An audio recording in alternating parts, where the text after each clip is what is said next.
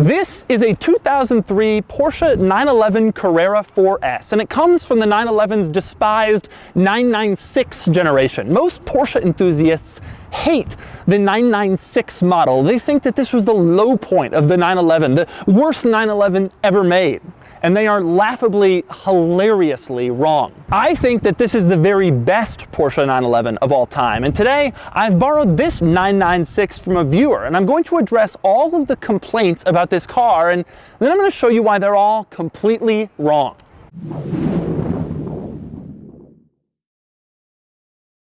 Now, before I get started, here's a quick little refresher course for those of you who aren't up on your 911s. Everybody says that the 911s all look the same, but really there have been 7 generations of the 911. Now, the car originally came out in 1963, and the original 911 went all the way through 1989 with only minor revisions here and there. Now, in 1989, the 964 model came out. That went through 1994, and then in 95 there was the 993 911, which went through 1998. Purists love those because they're sort of considered the end of the line of the original 911. In 1999, this came out, the 996, and it was sold through 2005, this being the one that everybody hates. Beginning in 2005 came the 997 model. Everybody really likes the 997. It was considered sort of a return to form. And then beginning in 2012, there was the 991. The 991 is the newest model, the fastest, most technologically advanced version of the breed, and it's primarily driven by 74-year-old orthodontists slowly on Sunday mornings to go pick up their dry cleaning. Now that we've covered that, here's how this is going to go. Throughout this video, I'm going to take each complaint about the 996, I'm going to address it, and then I'm going to explain why it's wrong. And then I'm going to take this 996 out on the road and tell you how it drives. And of course, for more of my thoughts on the 996 experience, click the link below to check out my column on autotrader.com/oversteer. I suspect by the end of this, you'll be thinking one of 2 different things. Either this guy's right, the 996 really is a great 911, or perhaps more likely, this guy's an idiot. Now, one of the biggest complaints about the 996 relates to its interior, and specifically the fact that it looks pretty outdated. People with 993 911 specifically make this complaint. Oh, I would never own a 996 because the interior looks so outdated. And I admit, it isn't exactly modern in here. This cabin would fit nobody's definition of cutting edge. But 2 things about the interior. Number 1, this car is almost 20 years old. Of course the interior isn't going to be modern and cutting edge. This thing came out in 1999. Do you know how bad car interiors were in 1999? Take a gander real quick at the 1999 Ford Taurus's center control stack and just be thankful that this thing is many steps above that. Also, this is the thing that gets me most. The people who mainly level the complaint about the 996's interior are 993 owners. Well, have you seen the interior of the 993? What are you bragging about? That your radio is side by side with your climate controls? Are you bragging about that little button in the center with the exclamation point on it? Here's a little fact for you. This steering wheel is something that was included in a Porsche 911, not in the 1950s, but in 1990. And this steering wheel was included in a Porsche 911 in the 1980s. Here's a new rule going forward. If you have either of those steering wheels in your 911, you are no longer allowed to complain about the interior of the 996. Another complaint about the 996 is the headlights. This one is unavoidable. Now, for the entire history of the 911, the headlights have been circles. Circle, circle, circle, circle, circle. But when the 996 came out, Porsche was like, nah, we're gonna make it look like this. It was a radical departure. And when the 996 first came out, people called it the fried egg 911 because it looked like the circles were a little runny. And also because Porsche had put an orange turn signal here, which they ditched when they facelifted the 996 in 2002. Now, I admit that the headlights aren't great. I don't have the bizarre sheer hatred for them that some people do, but they're less than perfect. However, if you'll come along this way with me, please. Keep coming. Keep coming. You can see the car from this angle, the rear 3/4. And from this angle, I personally think, should I say it? Yeah. Really? Yeah, say it. I think from this angle, this looks like the most attractive 911 of all time. I'm gonna be killed, aren't I? Although the standard 911 looks just fine from this angle, the wide-body cars, the Turbo and this Carrera 4S, are especially beautiful. That wide rear fender, those gorgeous wheels, the unique bumper with the ducts, that rear light bar that suited the car so well. I'm being 100% serious when I say I think from certain angles this car looks better than any other 911 ever built, period. Another common complaint about this car is the intermediate shaft bearing, which is also known as the IMS, which can fail without warning. Now, I'm not going to get too technical here, but basically what happens when the IMS fails is you're driving along in your 911, just cruising down the street, enjoying your day without a care in the world, and then all of a sudden the IMS fails and your engine explodes. Now, this isn't bad design, obviously, but there are a few things to keep in mind here. Number one is that most high-performance cars have some sort of factory grenade that comes up and costs a lot of money as the car gets older. The Vano system in the E46 BMW M3, the valve guides in the 993 911, the snap ring transmission problem in the early Acura NSXs, there's always something. Another thing to keep in mind is that this car's IMS problem really only affects a small portion of the car. It's not half or a quarter, but maybe more like 5%.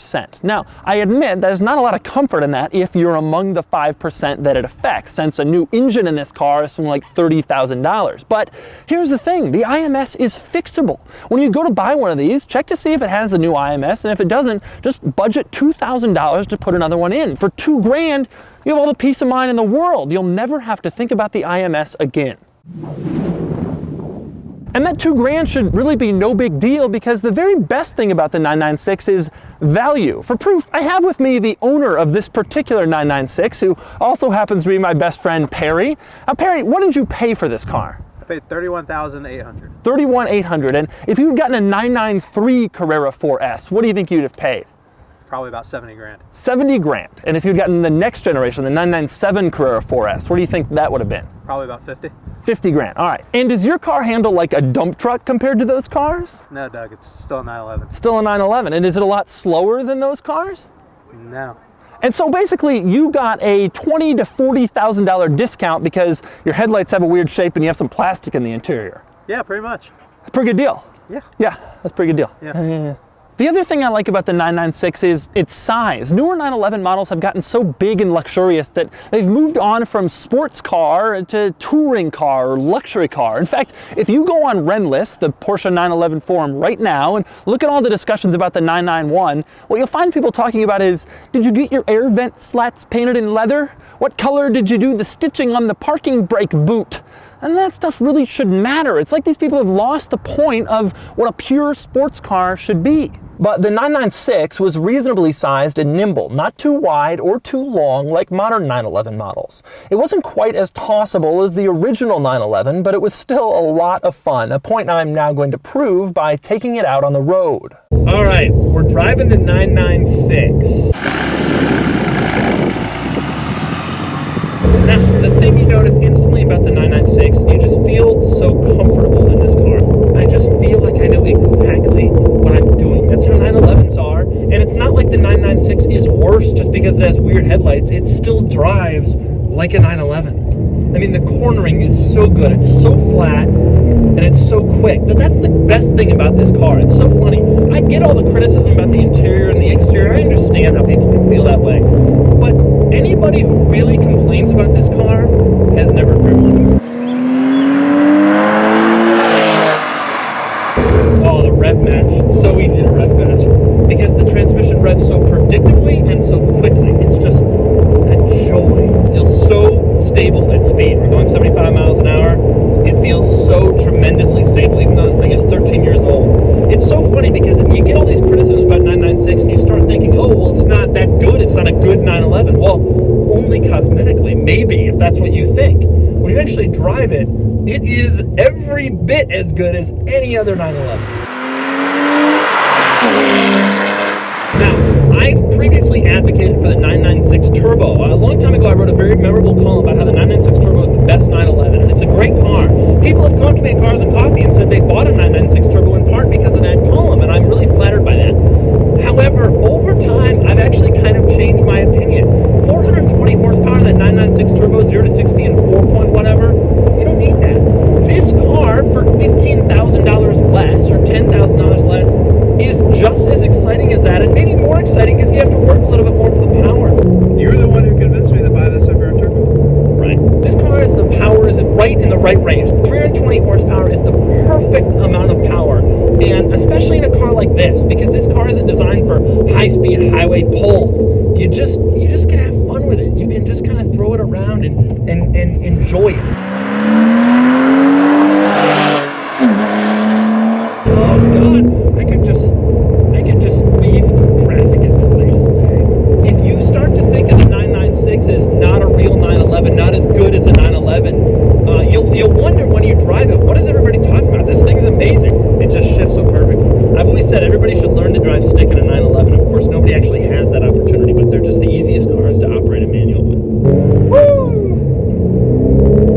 I can just fire off such smooth shifts. I've been driving this car 6 minutes and I'm already like a master of it. That's how Porsches are. Some cars I drive for an hour and I still don't really feel like I know what I'm doing, and it just handles so well. It is so perfectly precise. And I swear, it isn't just precise for a 2003 car, and it isn't just precise for a used $30,000 car. It's just really, really good. I truly believe, and I've said this to many people who have asked me, if I didn't have to buy weird cars for my job so that I could write about them, if I could just buy something that I wanted, I would get a 996, either a C4S like this one or even just a narrow body regular Carrera, and I would just have fun with it. So here's the thing about the 996 911. It may not be the all-time greatest 911 ever, but it absolutely is when you consider the price. A Carrera 4S model like this one is worth about $30,000. A base level 996 Carrera you can get in the 20s for a modern Porsche 911, and even the turbo, the 911 Turbo, 420 horsepower. Those things are going for something like $40,000. That's nothing. This is an incredible value, the best value in the Porsche world, and frankly, one of the best values in the entire car industry. If you've ever considered a 996 911 and you've turned it down for any of the reasons I listed before, maybe you should give it a second thought. Happens to be my best friend Perry. Now Perry, what did you pay for this vehicle? $31,800. Are you gonna do it like that? Expensive model in the breed, and it's primarily driven slowly by 74-year-old Ultra. Oh look, that's a 92X Aero. Yeah, it is. Wow, one of those.